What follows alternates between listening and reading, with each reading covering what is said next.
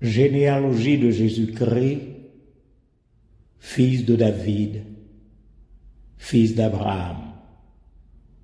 Matthieu, le chapitre 1er, le verset 1er. Nous donnons pour titre à notre réflexion la lignée royale, l'héritage messianique, la légitimité affirmée, les racines prophétiques, la promesse accomplie. Oui, le Messie authentique révélé. Frères et sœurs bien-aimés, imaginez un tribunal solennel dans l'Israël antique. Un homme se présente devant l'assemblée et déclare « Je suis le Messie promis. Je suis le roi d'Israël. Je suis le sauveur annoncé par les prophètes. » Les scribes se lèvent, les pharisiens se dressent, les docteurs de la loi s'avancent et tous posent la même question cruciale. Prouve-le. Prouve que tu es le Messie. Prouve que tu es descendant de David. Prouve que tu es l'héritier du trône. Prouve que tu es celui qui devait venir. Montre-nous tes papiers. Présente-nous tes preuves.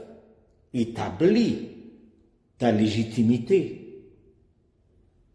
Car dans la culture juive, la généalogie n'était pas une simple formalité. Ce n'était pas un détail accessoire. Ce n'était pas une information secondaire. La généalogie était la preuve de votre identité, la validation de vos droits, la confirmation de votre appel. Sans généalogie, vous ne pouviez pas être prêtre. Sans lignée établie, vous ne pouviez pas être roi. Sans ascendance vérifiée, vous ne pouviez pas être Messie.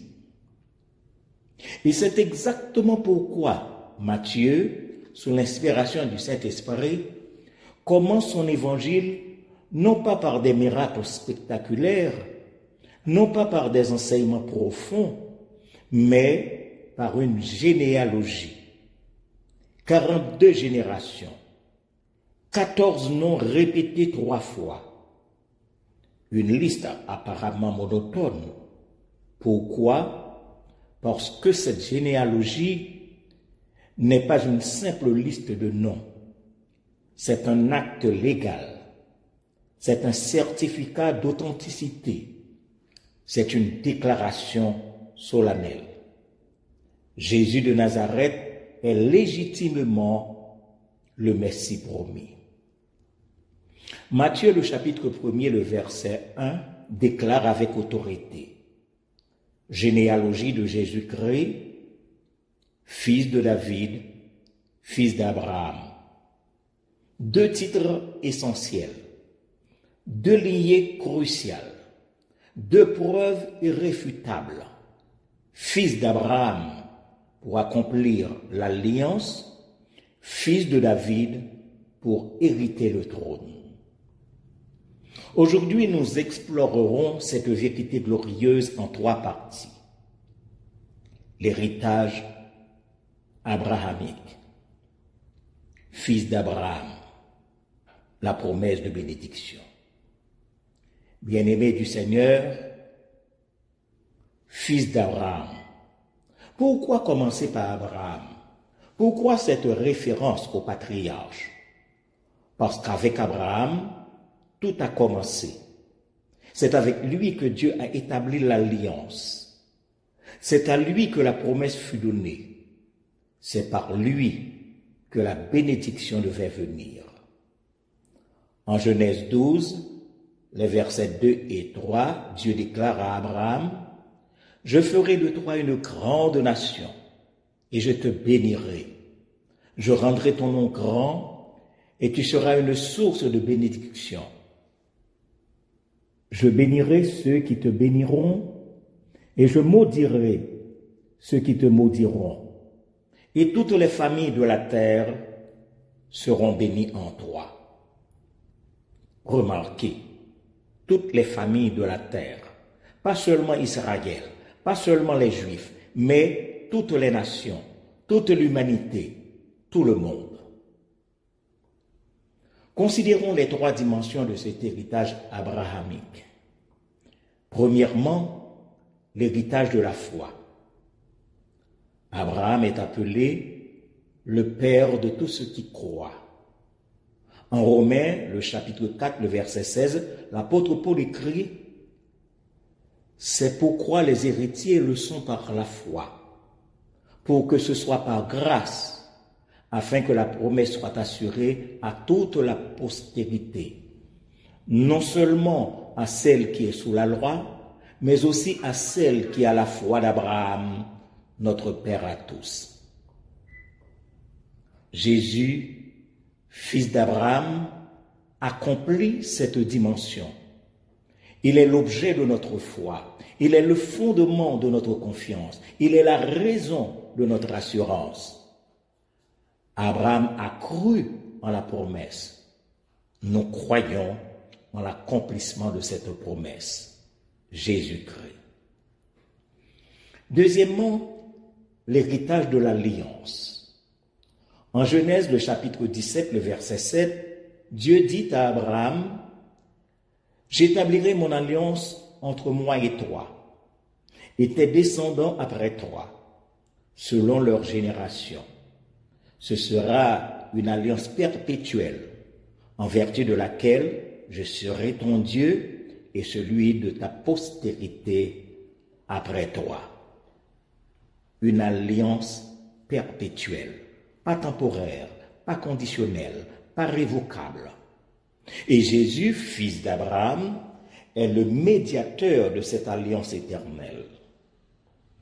En Hébreu, le chapitre 8, le verset 6, nous lisons « Mais maintenant, il a obtenu un ministère d'autant supérieur qu'il est le médiateur d'une alliance plus excellente qui a été établie sur de meilleures promesses. » Troisièmement, l'héritage de la bénédiction universelle. Toutes les familles de la terre seront bénies en toi. Voilà le cœur de la promesse abrahamique. Une bénédiction qui déborde les frontières d'Israël, qui transcende les limites ethniques, qui embrasse toute l'humanité.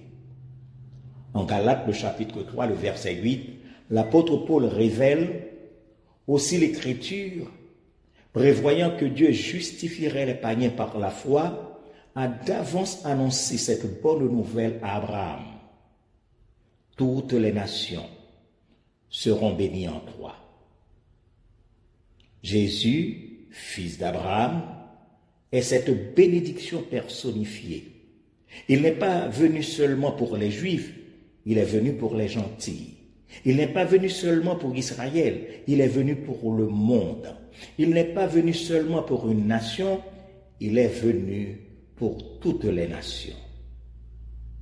Pensez à l'appel d'Abraham.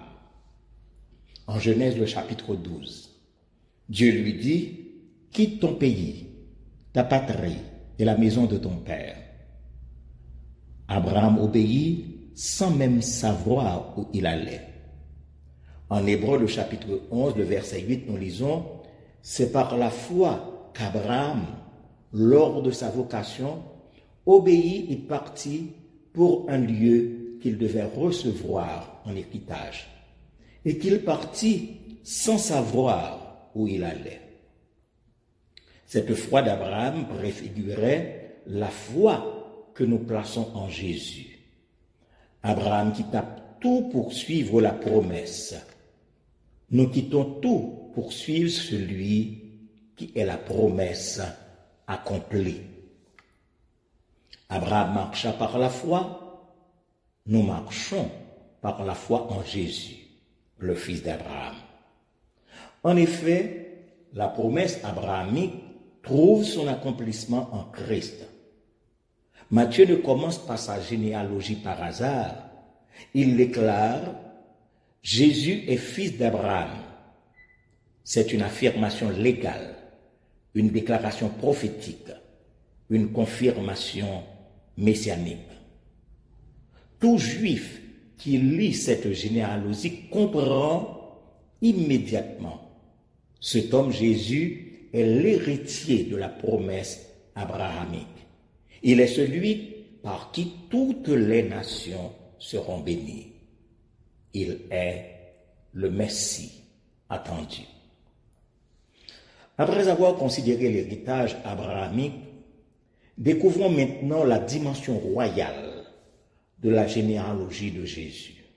Oui, la lignée davidique, fils de David, l'héritier du trône. Frères et sœurs en Jésus-Christ, fils de David, voilà le titre royal, voilà la preuve dynastique, voilà la légitimité messianique. Car le Messie devait être plus qu'un descendant d'Abraham. Il devait être l'héritier du trône de David, le roi promis, le souverain éternel. En 2 Samuel, le chapitre 7, les versets 12 et 13, Dieu fait à David cette promesse extraordinaire. Quand tes jours seront accomplis et que tu seras couché avec tes pères, j'élèverai ta postérité après toi, celui qui sera sorti de tes entrailles, et j'affermirai son règne. Ce sera lui qui bâtira une maison à mon nom, et j'affermirai pour toujours le trône de son royaume. Pour toujours, pas pour quelques années, pas pour quelques générations, mais pour toujours, un royaume éternel, un trône perpétuel, un règne sans fin. Observons les trois aspects de cette lignée davidique. Premièrement, la légitimité royale. En tant que fils de David, Jésus a le droit légal au trône d'Israël. Ce n'est pas un usurpateur, ce n'est pas un imposteur, ce n'est pas un prétendant illégitime. Il est l'héritier authentique, le roi légitime, le souverain de droit. Matthieu trace soigneusement la lignée. Abraham engendra Isaac, Isaac engendra Jacob, Jacob engendra Judas, et ainsi de suite jusqu'à David.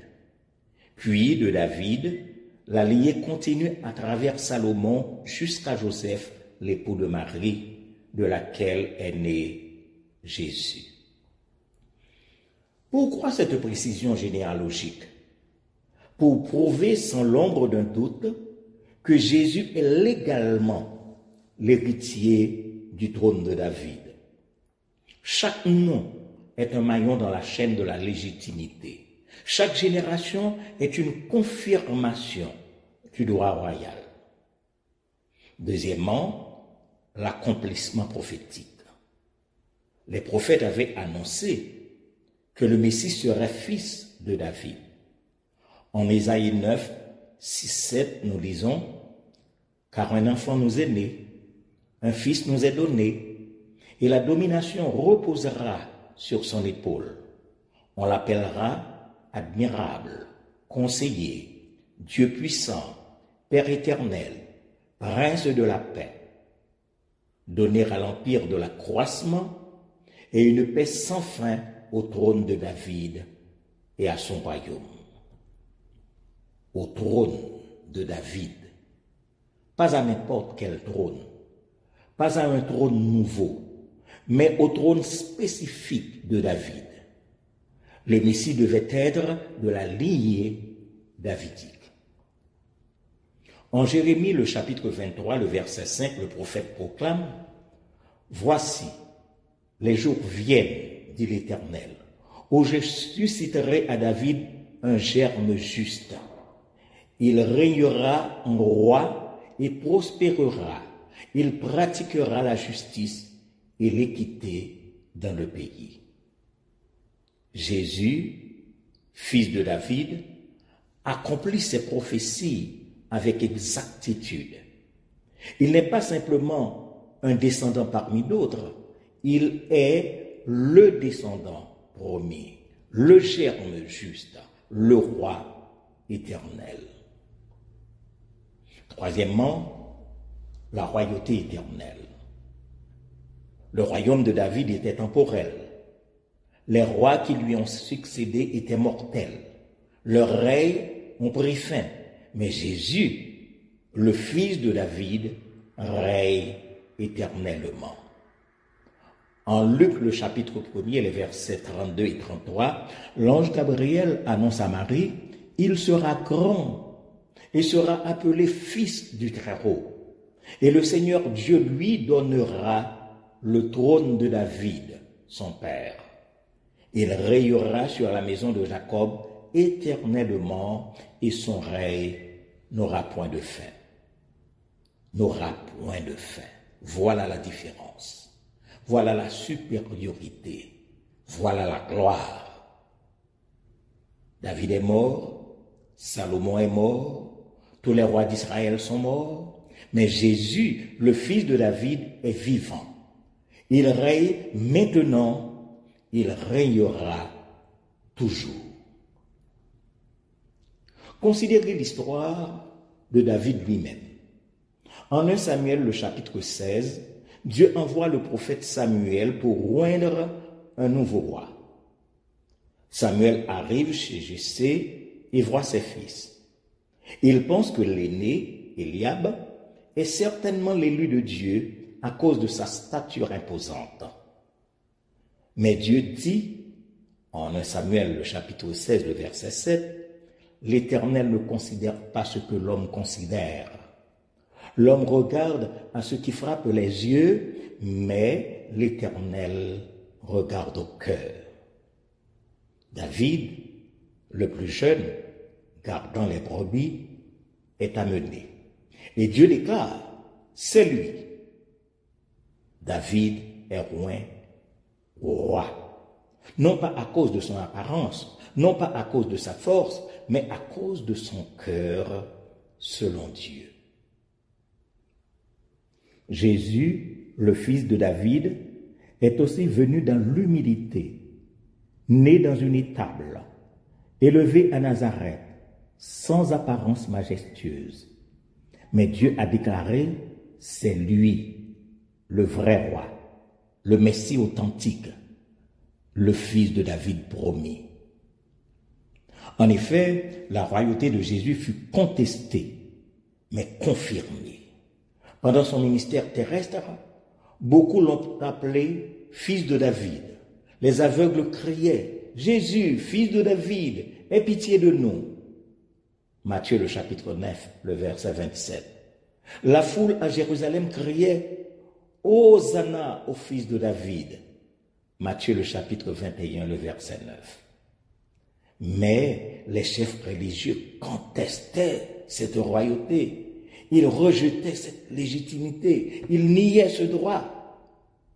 Pourtant, au-dessus de la croix, Pilate fit écrire « Jésus de Nazareth, roi des Juifs ». Jean 19, le verset 19. Ironiquement, ceux qui voulaient lui ôter sa royauté ont confirmé son titre. Ceux qui voulaient le détrôner ont proclamé sa souveraineté.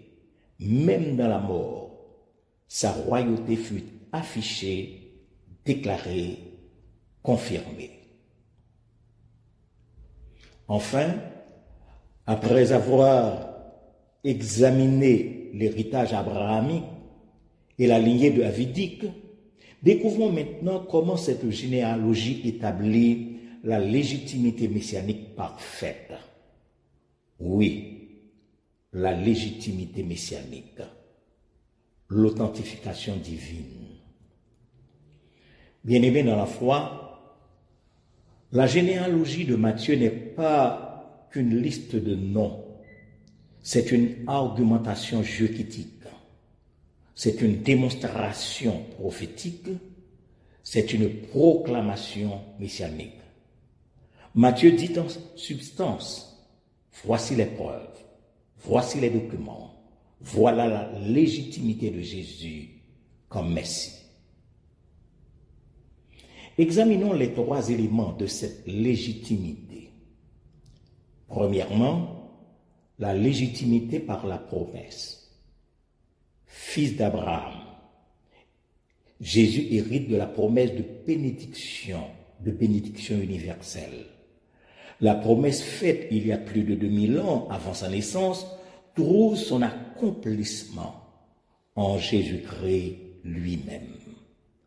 En Actes, le chapitre 3, les versets 25-26, l'apôtre Pierre déclare « Vous êtes les fils des prophètes et de l'alliance que Dieu a traitée avec nos pères en disant à Abraham, toutes les familles de la terre seront bénies en ta postérité. C'est à vous, premièrement, que Dieu, ayant suscité son serviteur, l'a envoyé pour vous bénir. » Jésus n'est pas venu par accident. Il n'est pas apparu par hasard. Il est venu en accomplissement de la promesse. Chaque génération, depuis Abraham, a été un pas vers lui. Chaque naissance dans cette lignée a été une préparation pour lui. Chaque nom dans cette généalogie a été un maillon conduisant à lui. Deuxièmement, la légitimité par la prophétie. Fils de David, Jésus accomplit les prophéties concernant le Messie roi. Plus de 300 prophéties de l'Ancien Testament pointent vers lui. Et la généalogie confirme l'une des plus fondamentales. Il doit être de la lignée de David. En Romains, le chapitre 1er, les versets 2 et 3, l'apôtre Paul écrit « Cet évangile que Dieu avait promis auparavant par ses prophètes dans les Saintes Écritures et qui concerne son fils né de la postérité de David, selon la chair. » Selon la chair, c'est-à-dire réellement, historiquement, généalogiquement. Jésus n'est pas un mythe. Il n'est pas une légende, il n'est pas une allégorie, il est une personne historique avec une généalogie vérifiable et une légitimité incontestable. Troisièmement, la légitimité par la providence divine. La généalogie de Matthieu révèle quelque chose de remarquable. Dieu a utilisé toutes sortes de personnes pour amener le Messie. Des saints et des pécheurs, des rois et des prostituées, des héros et des traîtres.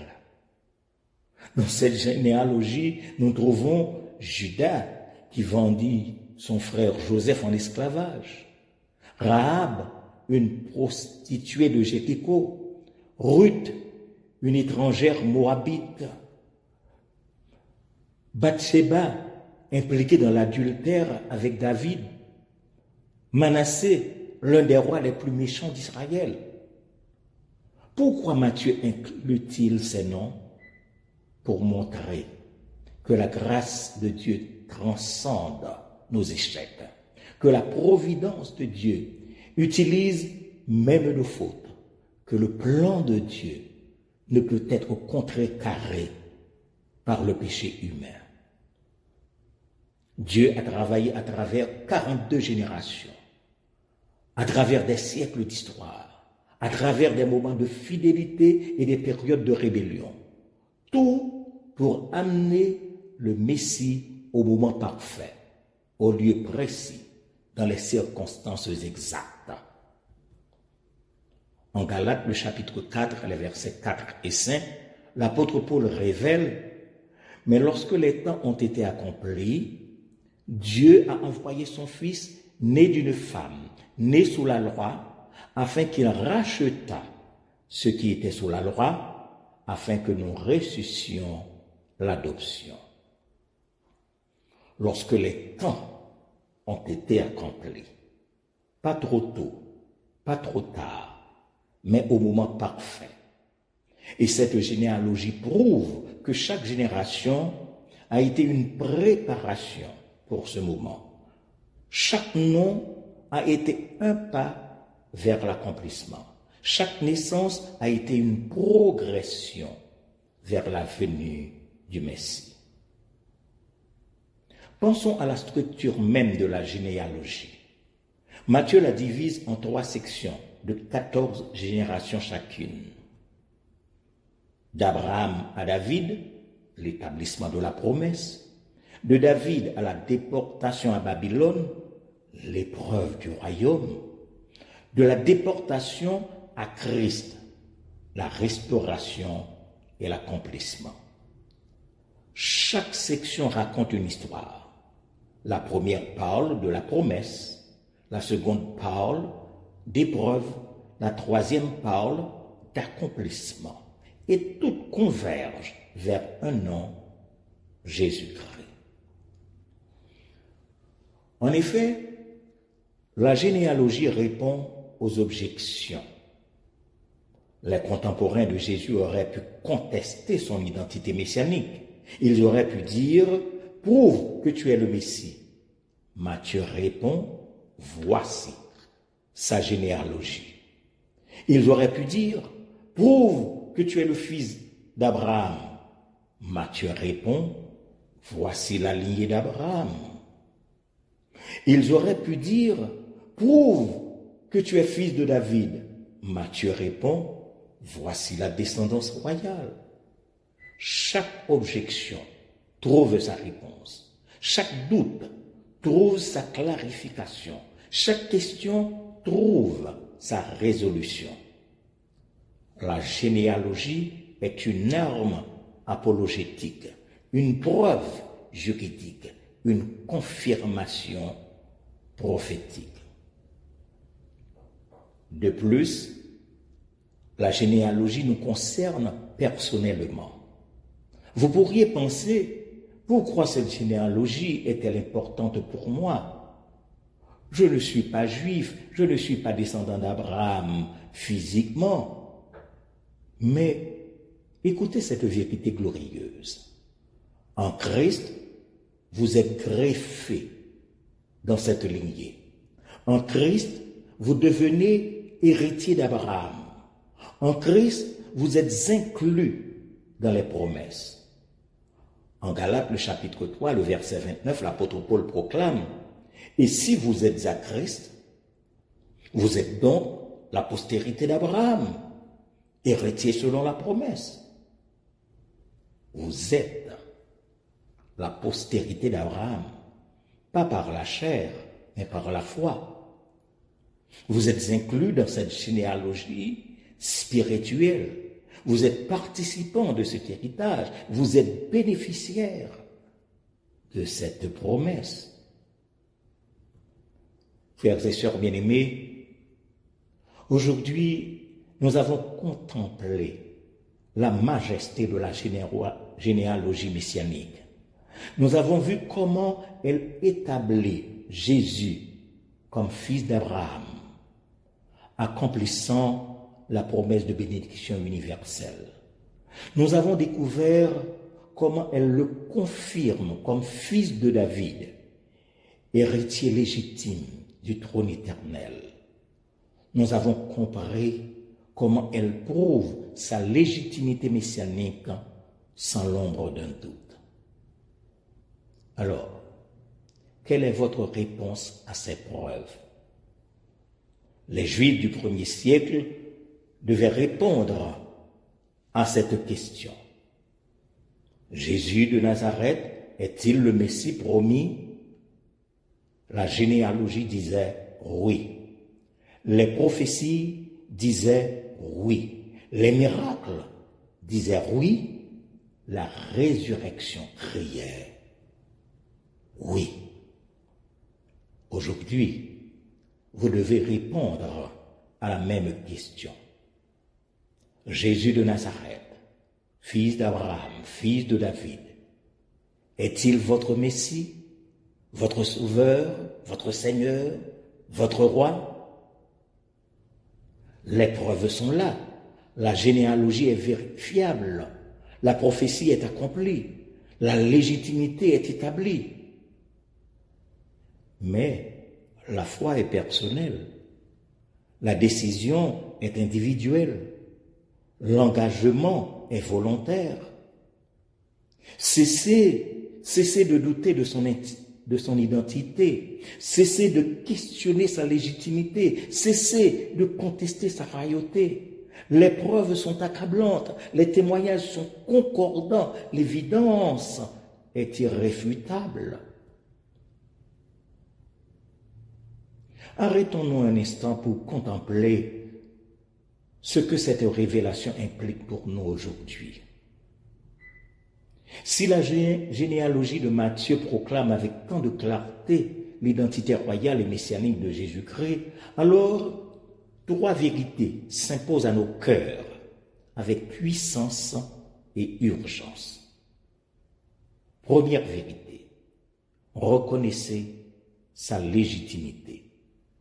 Il n'est pas un imposteur, il n'est pas un prétendant, il n'est pas un usurpateur, il est le Messie authentique, le roi légitime, le sauveur promis.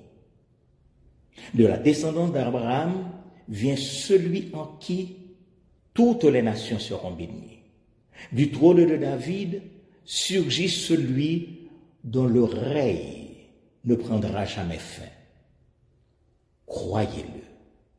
Jésus n'est pas un roi parmi d'autres. Il est le roi des rois. Comme le déclare Matthieu, voici, ton roi vient à toi, plein de douceur, et monté sur un âne. Matthieu 21, le verset 5. Reconnaître sa légitimité, c'est plier le genou, non par contrainte, mais par conviction, non par peur, mais par amour. Deuxième vérité, recevez son héritage. En Christ, vous héritez des promesses faites à Abraham. En Christ, vous participez au royaume de David. En Christ, vous êtes bénis, adoptés, couronnés. L'apôtre Paul écrit, si vous êtes à Christ, vous êtes donc la postérité d'Abraham, héritier selon la promesse. Galates 3, le verset 29. Voyez la grandeur de cet héritage. Vous n'êtes plus des étrangers, mais des citoyens du royaume. Vous n'êtes plus des serviteurs, mais des fils et des filles du roi. L'évangile de Matthieu n'est pas seulement une histoire ancienne, c'est votre certificat d'adoption spirituelle. Oui, votre certificat d'adoption spirituelle. Troisième vérité, répondez à son appel. Il ne suffit pas de savoir qu'il est le Messie. Il ne suffit pas de croire intellectuellement à sa légitimité. Vous devez lui donner votre vie, lui soumettre votre cœur, le couronner comme votre roi personnel. Peu importe votre origine, peu importe votre passé, peu importe vos échecs. Rappelez-vous, dans la généalogie de Jésus, il y a des prostituées, des adultères, des traîtres. Mais Dieu les a tous utilisés dans son plan. Rahab était une prostituée, mais elle devint l'arrière-arrière-grand-mère de David. Ruth était une étrangère, mais elle devint l'ancêtre du Messie. Manassé était méchant, mais il fut inclus dans la lignée messianique.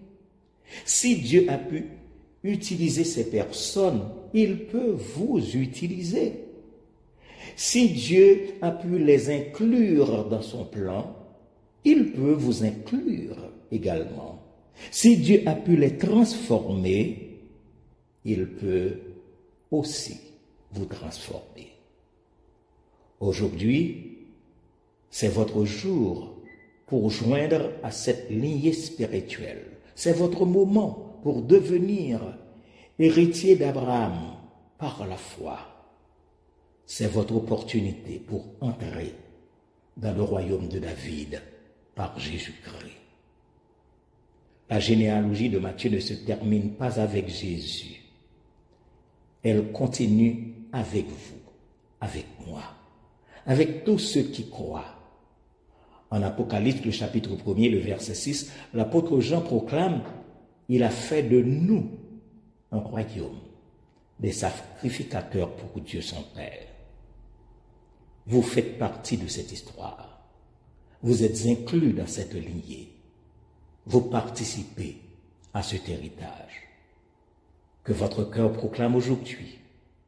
Jésus est le fils d'Abraham, le fils de David, le Messie légitime, mon Sauveur, mon Seigneur, mon Roi. Les preuves ont été présentées. La légitimité a été établie. La vérité a été proclamée. Maintenant, la réponse vous appartient. Reconnaissez-le comme le Messie. Recevez-le comme Sauveur. Couronnez-le comme Roi. Jésus ne cherche pas seulement des admirateurs, mais des disciples. Il ne veut pas simplement être reconnu, mais être reçu. Il ne veut pas seulement être honoré en parole, mais intronisé dans votre cœur. Souvenez-vous, un roi sans trône dans votre vie n'est pas encore votre roi. Mais dès que vous lui ouvrez votre cœur, sa paix, sa grâce et sa puissance prennent place dans votre existence. Alors, sa royauté devient votre liberté. Sa victoire devient votre espérance et son héritage devient votre gloire. Et bientôt, très bientôt, dans la Jérusalem céleste, nous verrons celui dont Matthieu a établi la légitimité. Nous adorerons le fils d'Abraham qui nous a bénis. Nous nous prosternerons devant le fils de David qui règne éternellement. Et nous crierons, digne est l'agneau, gloire au roi des rois, honneur au Messie. En attendant ce jour glorieux, croyez en sa légitimité. Recevez son héritage. Vivez sous sa royauté. Qu'il en soit ainsi. Amen et Amen.